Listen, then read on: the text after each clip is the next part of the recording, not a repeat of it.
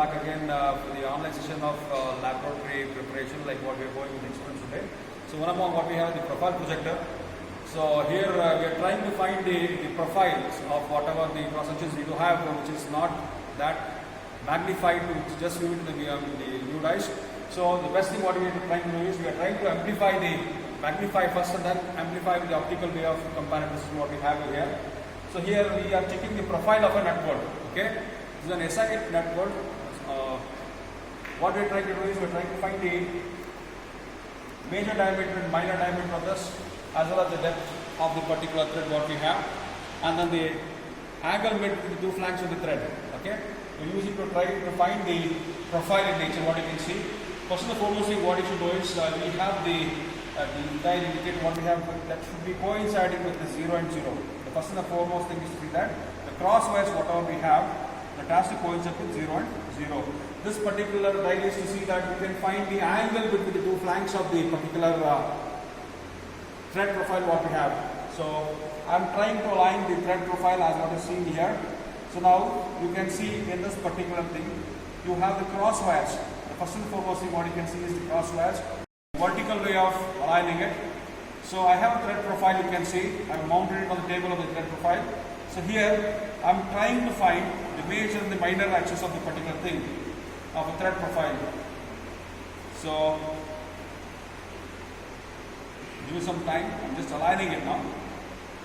See, I am trying to align the thread profile. Get the images on this. So try to see the thread profile is aligned parallel to the horizontal crosswire what we have. So this is the horizontal wire what we can see. Now align the thread pitch parallel to the crosswire with the horizontal crosswire. Okay, fine. Now here what I am trying to find now is the major diameter. So the major diameter is measured.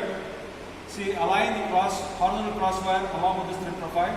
Take the initial reading from the micrometer. Okay, take the initial reading from the micrometer and move the thread profile to other extreme of the crosswire. So now I am aligning the other end of the thread profile, which whatever I am getting. So take the final reading of this profile. So the difference between these two would give you the major diameter of it. Now I want to find the minor diameter, the normal diameter of a particular thread profile. So I am going to align the horizontal crosswire again back to this inner trough of the thread page. Note down the initial reading from the micrometer. Again, move the profile up to the extent of the other end of the trough of the thread pitch. So here we are. So the horizontal wire is again coinciding with the other end of the trough. So try to find the final reading of this. So the difference between these two would give you the minor diameter of the particular thread profile.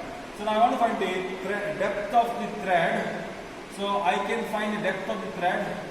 See, align this particularly on the outer end of the profile. Okay, take the initial reading. Now move the profile up to the inner trough, so it is aligned parallelly. Take the final reading. Again, the difference between these two will give you the depth of the thread, whatever we have. Now this is what we learned to find out. Now we will try to find out the pitch of the particular thread profile. So what I am going to do is, now this horizontal crosswire, I am using this micrometer. This is for the horizontal wave movement. So here I am aligning to the peak of this particular thread profile. So note down the initial reading there. Again, move it on the right or the left to see that you can be similarly matching the midpoint of the other peak of the thread profile. Note down the final reading. The difference between these two pitches would give you the pitch of the particular thread profile. So this is what we use the particular profile for finding out the major diameter, minor diameter, depth of the thread as well as the pitch of the thread profile. So now we have to find the least count of this particular dial what we have. See, the outer scale of this is of 360 degrees. and whatever we have, this is in seconds, that is 30 seconds. So now I'm going to find the least count of this particular instrument. So 1 degree of this is 60 minutes. So 60 minutes divided by this 30 will give you 2 minutes. Okay. So that is the minimum, the least count of this instrument. Least count of this instrument is 2 minutes. So now what will I do is, I'm going to align, rotate this die to one of the flank of the particular thread profile. Now what is that we are going to use the horizontal die, a micrometer to do this. Now the cross wire, whatever we have, that has to be in line with one of this flank of this particular thread profile. Okay. So now try to see. This should coincide one of the flank, so that the angle whatever we are measuring is along with this particular profile. Okay, here we are. Now you can measure, see, 0, 5, 10, 20, 25, 30, 33. I think it is not that perfect still. Let me go to this profile and check it. No, it's totally free.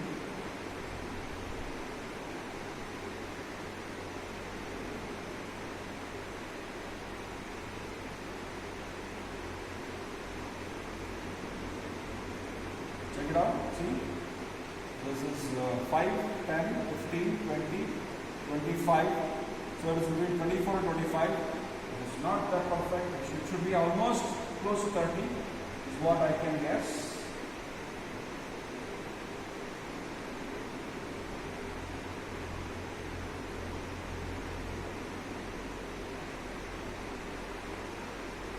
Okay, let us check it out.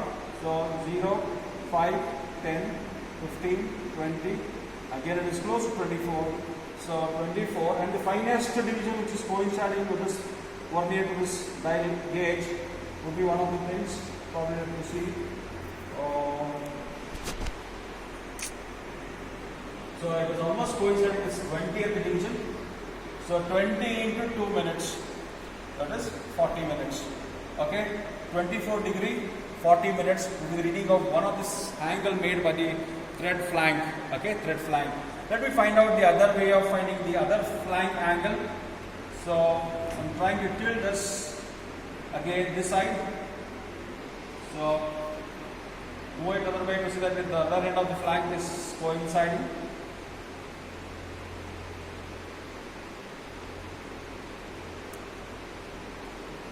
So here we are.